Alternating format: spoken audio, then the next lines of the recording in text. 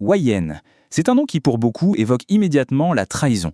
Un personnage de la période des Trois Royaumes en Chine dont l'héritage est, on peut le dire, l'un des plus débattus de toute cette époque. Mais alors, qui était-il vraiment? Un traître dans l'âme ou un héros écrasé par une tragédie politique?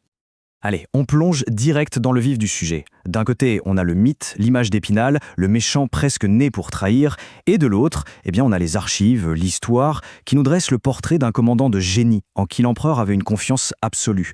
On va essayer de démêler tout ça ensemble. Commençons par le plus célèbre, ce fameux os de la rébellion.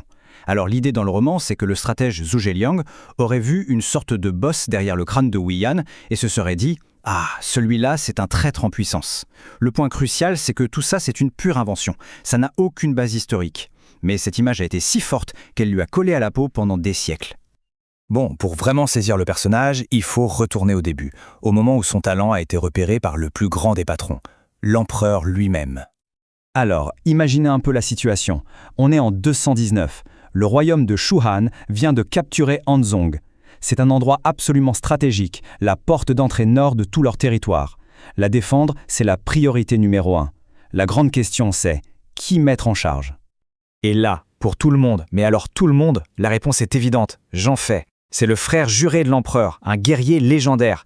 Le poste est pour lui, c'est une certitude. D'ailleurs, lui-même en est persuadé. Et pourtant, la surprise va être totale.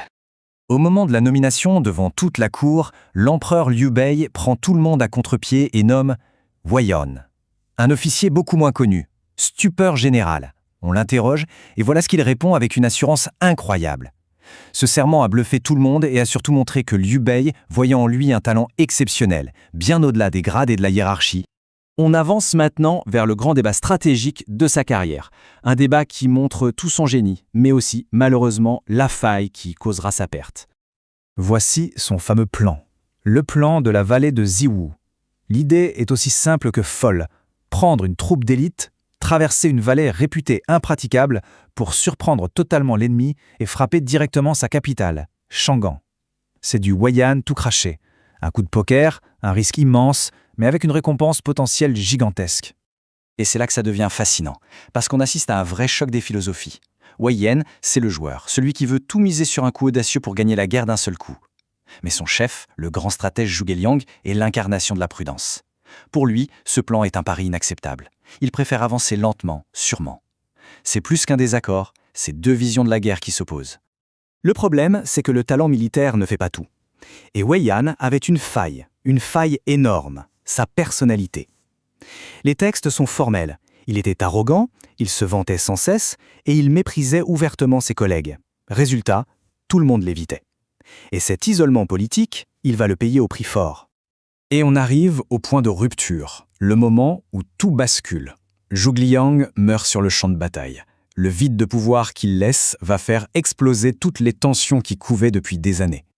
Alors là, tout s'enchaîne très vite, et c'est le chaos total. Sur son lit de mort, Zhuge Liang ordonne la retraite et en confie l'organisation à Yang Yi, le rival de Wei Yan, tout en le mettant en garde. Forcément, quand Wei Yan l'apprend, il est fou de rage. Obéir à cet homme qu'il déteste, jamais. Alors il désobéit, prend ses troupes et tente de bloquer la retraite de l'armée principale. Son but n'est pas de rejoindre l'ennemi, mais de prendre le contrôle. C'est une mutinerie. À partir de là, c'est la panique, et les deux hommes s'accusent mutuellement de trahison auprès de l'empereur. Et ça, c'est vraiment le point crucial de toute cette histoire. L'acte de Wei Yan, ce n'est pas une rébellion contre son pays. C'est une insubordination, oui, une mutinerie, mais elle est motivée par une haine personnelle et une lutte pour le pouvoir. Il se rebelle contre Yang Yi, pas contre le royaume de Shu. Et la fin de l'histoire est tragique, parce que son sort ne va pas se décider sur le terrain, mais à la cour, à des centaines de kilomètres de là, par des gens qui n'ont rien vu de la scène.